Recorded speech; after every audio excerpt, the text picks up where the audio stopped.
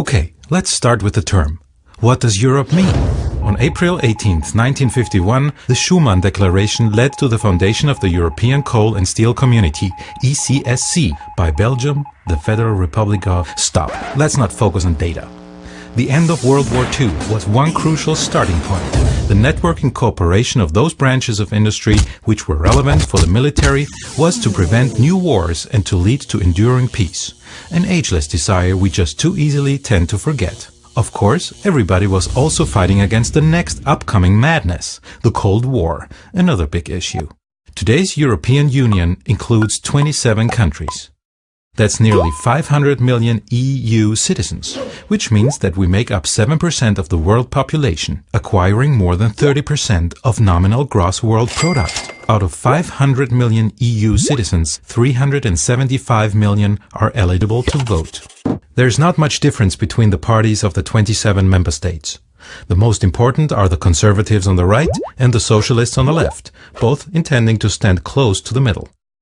Then there's the Greens, the Nationalists and the Liberals. These national parties have formed the political parties represented in the European Parliament. These European parties again can ally to fractions in the EU Parliament.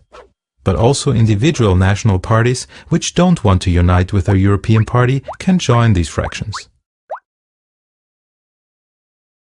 Some parties even split up their representatives into two different fractions.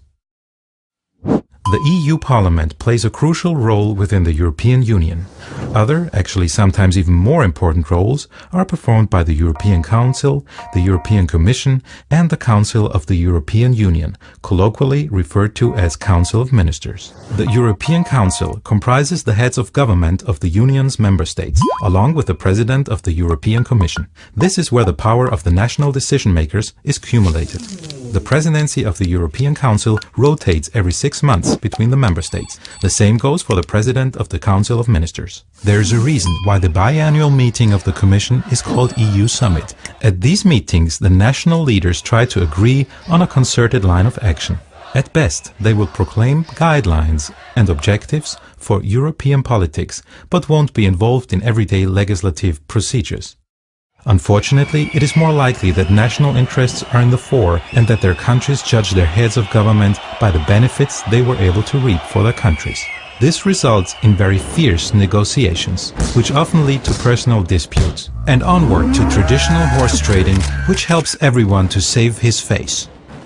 Every decision in the European Council has to be made anonymously. The President of the European Commission, who is part of the European Council, is conveniently appointed to this post by the Council, now called Council of Ministers, though so that their decision does not have to be anonymous, and that no dissent can lead to further horse trading. This is where the EU Parliament comes into play for the first time. It has to agree upon the decision made by the heads of government.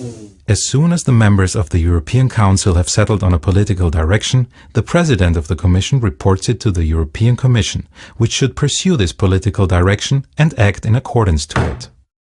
The European Commission consists of 27 commissioners.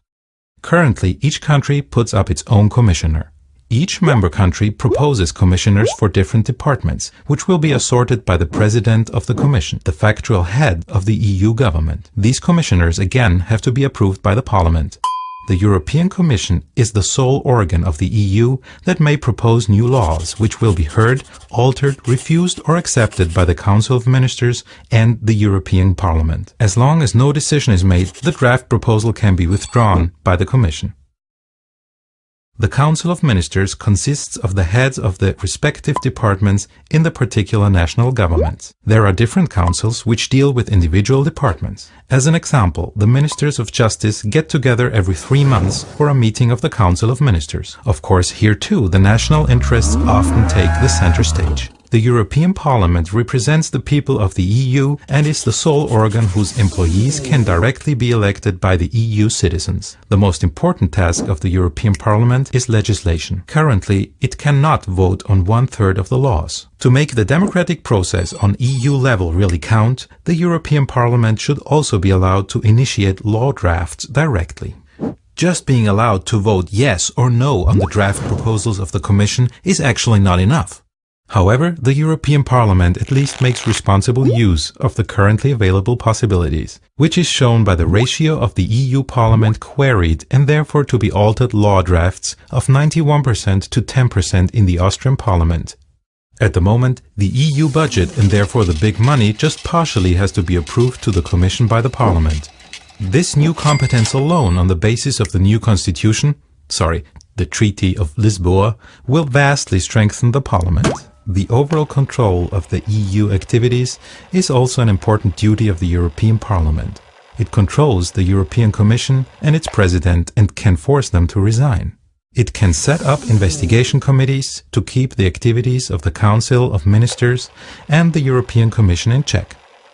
And finally, there's the sparsely honored delicate work on various topics.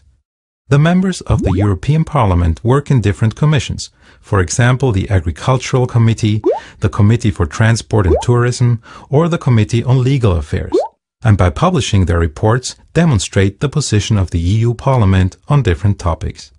By means of the Treaty of Lisboa, the EU Parliament unquestionably gains in importance. Whether the sole organ directly elected by the EU citizens will stay as powerful and hopefully even gain more power in the future depends on the people and thereby on us. Not voting at all means to weaken the vox populi. Abandoning your right to vote will not lead to change and will result in the victory of those who take advantage of it.